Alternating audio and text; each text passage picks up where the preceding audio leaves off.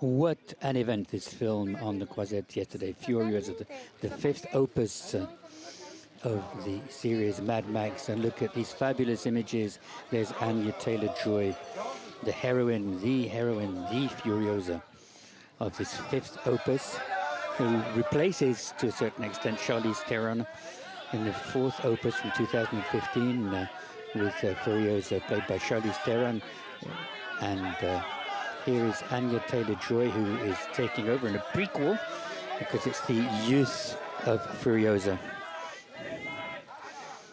She's outstanding in this condense, noise, action, fury, and so the critics welcomed this film this morning, this film by George Miller.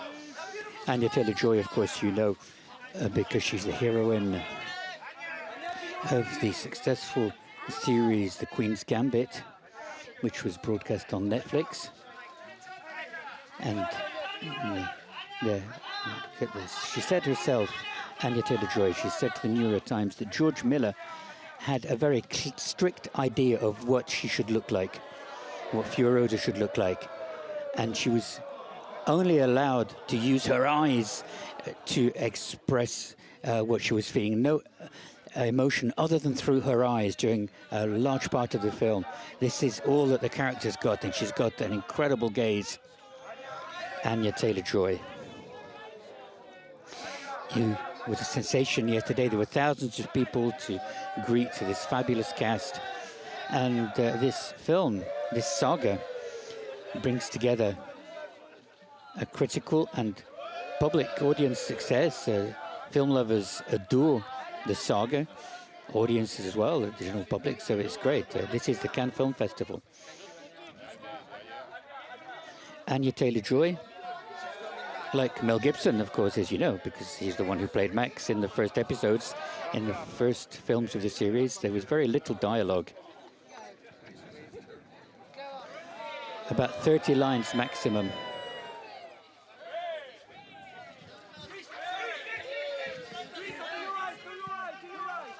So here's the other hero of the saga, Chris Hemsworth, the great actor, the hero of Marvel films. He played Thor. I think there's almost 10 Marvel films now, I think, for Chris Hemsworth. It's the first time he's been to Cannes, and George Miller says about him that I could work with Chris on any project. I'd do it. He's such a wonderful actor. He's got the full range of abilities. So a lot of admiration from the director for his actor. Yesterday he wasn't wearing a bow tie. He had a white dinner jacket, which is a bit against the rules here, but not everybody is Chris Hemsworth, so...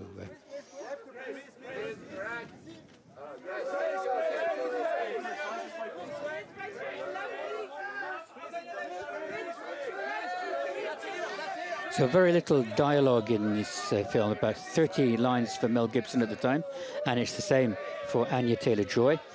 It's action, action, action, and even more action. A sort of opera. I read that in one of the critics this morning, one of the reviews. Maybe we can look at some of the reviews. The Figaro loved it.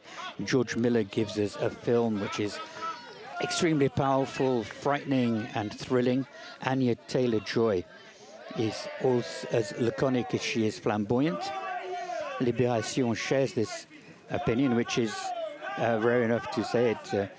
So this is up to the challenge. So we've got Tom Burke here on the screen, the British actor, who, of course, is in Furiosa. We've seen him in the films of Nicholas Winding Refn, of course, a regular here in Cannes. Only God Forgives in 2013. He played Orson Welles in David Fincher's Mank. And we will see him in 2025 We'll see him in 2025 in Steven Soderbergh's film Black Bag. Steven Soderbergh, one of the youngest actors, one of the youngest directors to get a Palme here in Cannes.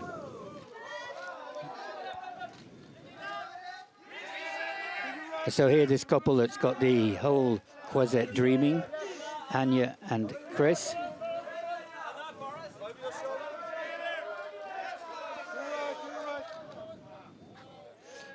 They are a great match, seen from behind there to salute the photographers on the other side.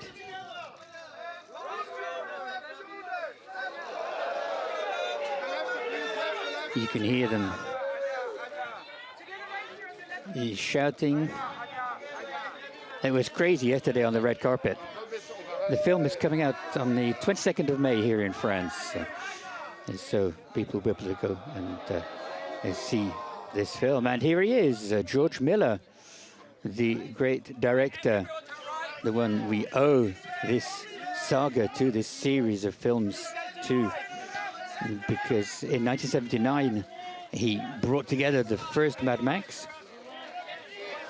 He was an emergency doctor at the time, and it was thanks to the money he collected then as a doctor that he could set up this first film. He could make this first film, a very violent film, and it was judged almost as pornographic. It was X-rated when it came out for a few months, and in French it was called...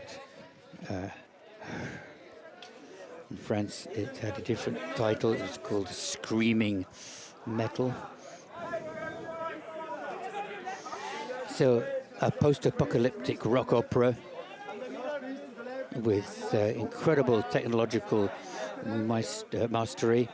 Of course, it was Mel Gibson who played Max originally, who was desperate. And it's true that since 1979, when the first Mad Max came out, the saga has crept into pop culture. It's popular with both audiences and critics. George Miller, the director, accompanied now by the other actors, Tom Burke, Anya Taylor-Joy. You've seen Chris Hemsworth and Doug Mitchell, the film's producer. So George Miller has his references that he mentions. He mentions Hitchcock as being a reference in particular, as being an inspiration. We'll hear him following the screening. He thanked the audience because he said we did our best for this to be as successful as the others, and it seems to be the case. According to Liberation, the Figaro, Le Monde is a little more, downplays a little bit more, but it says this: you don't get the same sort of elan as the first ones, but critics aren't are virulent. Everybody is very enthusiastic about this. So Mad Max, FURIOSA, or Mad Max saga.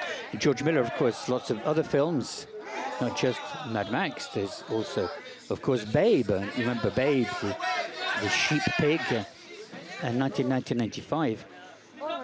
He got 7 nominations for the Oscars. Happy Feet, there he is with his producer, which won the Oscar for Best Animated Feature in 2006, this Penguin Mutiny. And George Miller is part of what's called the Australian New Wave. And this is what the press called it at the beginning of the 1980s, in reference to the French New Wave that took place 20 years earlier. And he succeeded in changing Australian cinema because, as you know, of course, he is Australian. And yesterday we had Baz Luhrmann on the red carpet, another Australian filmmaker. And they even in the Lumiere theatre, he came over to give George Miller a hug. And of course, it was packed, a packed theatre over 2,000 people who come to see this event.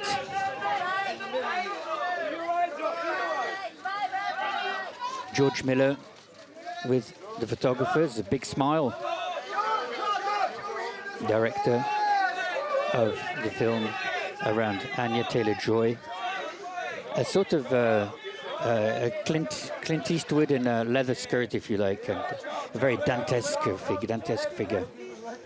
And the story of the film, you probably know the series, but this is a prequel of Mad Max that came out, FURIOSA, that came out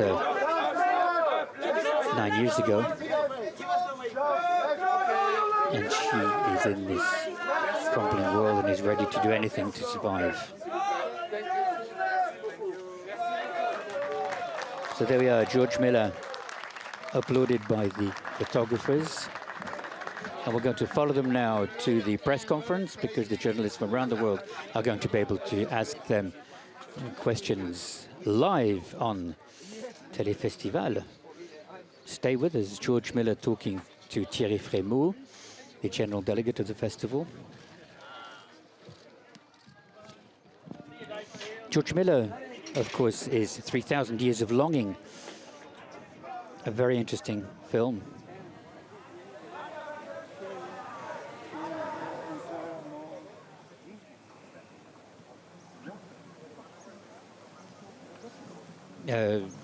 As well, the secret passion of Chris Hemsworth is bees.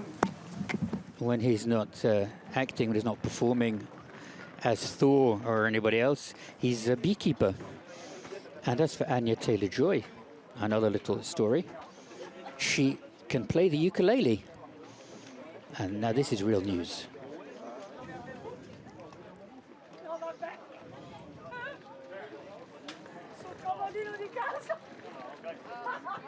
So they're going to be going over the bridge here, and so we're going to have a clip from the film that's coming out on the 22nd of May here in France, a clip from the trailer of this post-apocalyptic opera, rock opera, as the Figaro called it this morning. Yes, so it gives Alfred Hitchcock as a reference, Kurosawa and Buster Keaton and John Ford as well, for his motorbike westerns. How old is he?